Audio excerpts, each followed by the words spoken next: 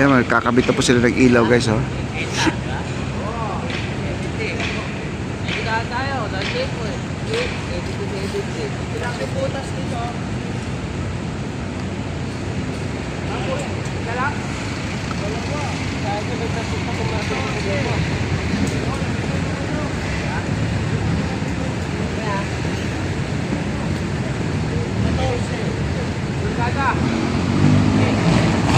Ayan, karagdagan po sa ating ilaw dito. Talagang napakaliwanag to mamaya guys. Pag ito ay naikabit na, kasi nilagyan muna nila ng pansamantalang ano doon, bulb, no? Meron silang bumbilya. Ayan. Yan muna ang nilagay nila habang wala pa yung kanilang spotlight. Ano ba yung tawag na LED? Ayan na po, at ikakabit na po nila yung makapal na ilaw. Ang nilagay kasi dyan ay bulb lang, bulb, no? Ngayon tinanggal po nila yung bulb na yan. Ayan. Okay. Ang bilis po talaga ng pagkabit dahil meron silang ganitong klaseng boom truck, no? Ako guys, nakasakay na rin ako dyan, eh, no? Anong kapanahonan ni Yorme doon sa Central. Pinasakay ako ng clearing operation.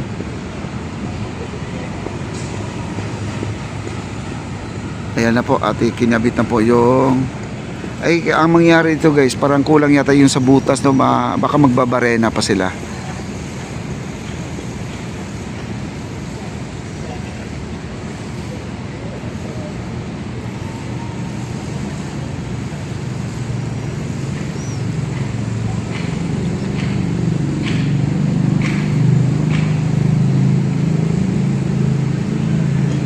Ayan.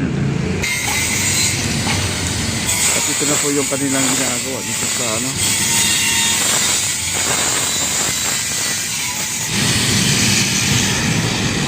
Ayan, perfect. Ayan, welding na lang po nila yan.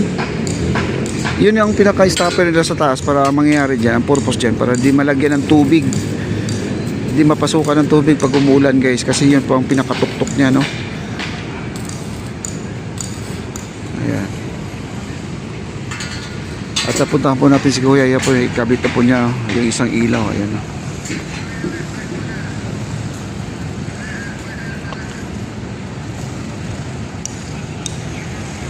Ayan.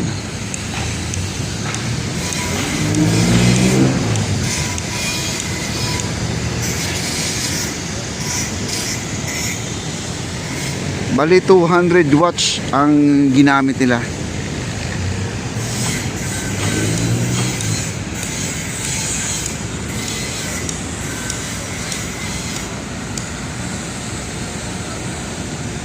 Magkabilaan. Yung kumbaga siya ay i-spot doon sa may kalsada papunta. O sa kalsada dito sa akin, no? Yan. Kasi nakaikot kanina, eh.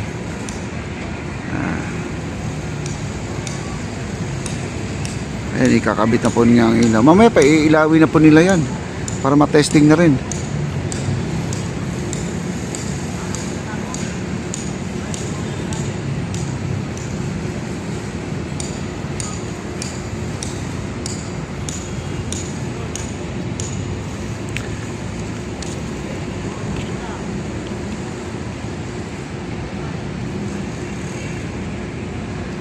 Ayan, at kinabit na po niya yung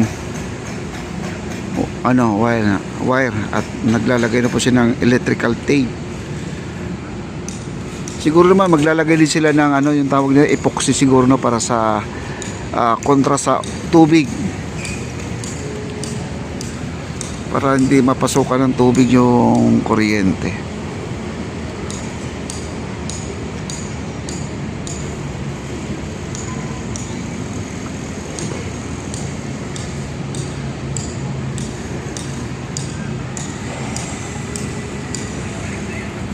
Yan, ikabit na po niya guys.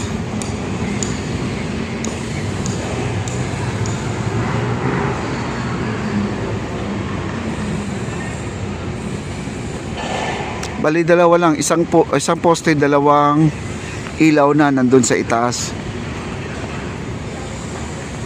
Maliwanag sa maliwanag siya pag ano, nakita ninyo naman kagabi, napaka ano, sobrang liwanag na. Eh ngayon magdadalawang ilaw na yan. Siguro ang ating plaza ay kinang na kinang na po ito. Oh, at sila Kuya Paul, ayan oh. At tuloy pa rin sa kanilang paglalagay ng semento doon sa gilid. Ayan sila.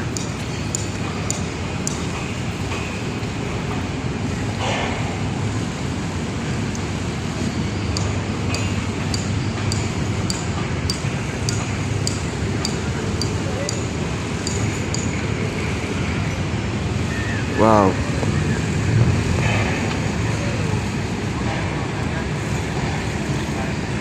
Tuloy ang pagbabago para sa bayan. Yan, nilagyan na po niya ng electrical tape. Mamaya pailawin na po yan, no? At ang ating galyong marker ay okay na.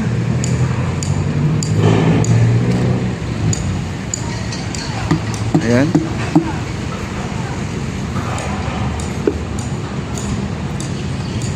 Screenshot niyo lang guys, screenshot, no? Para mabasa niyo kung ano yung nakasulat dito. Ayan, ito yung galyon. Ito yung galyon na sinasabi ko. Yung barko na to, gawa siya sa tanso.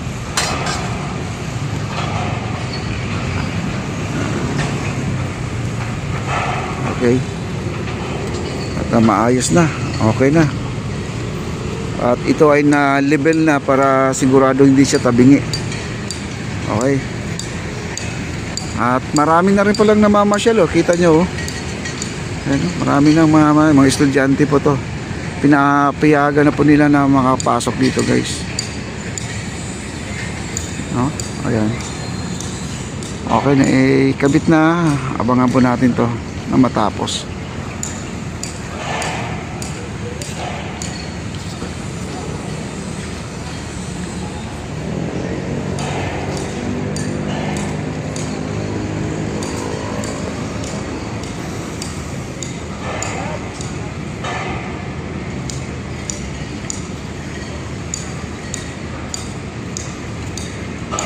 Okay.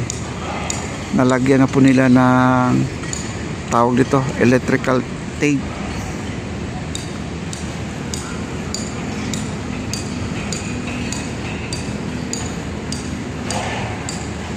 Mamaya kung maabutan natin, mamaya ko i-testing nila yung pagdating na pagsapit ng medyo mag-agaw ang dilim at saka liwanag. Bubuksan po nila yan. Kagabi ganun din ang ginawa nila, no? Nagulat naman ako ay bilang nilang binuksan tapos pinatay. Kasi nag-testing lang sila.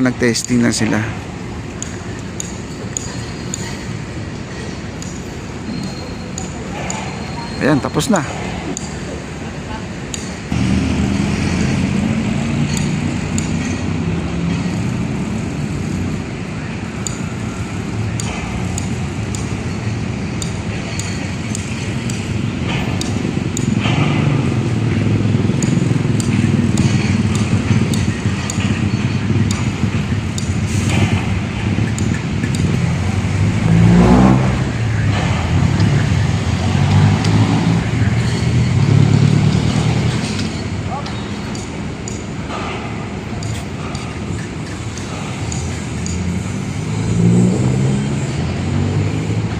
Yan, foreman din yan guys, foreman din yan.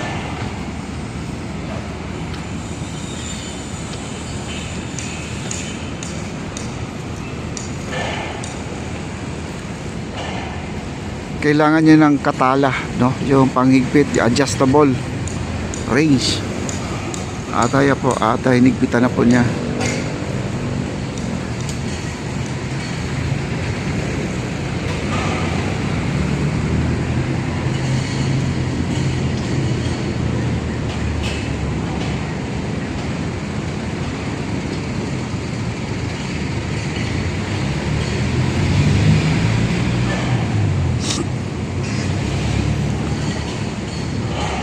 Kaya dito nakaharap sa akin.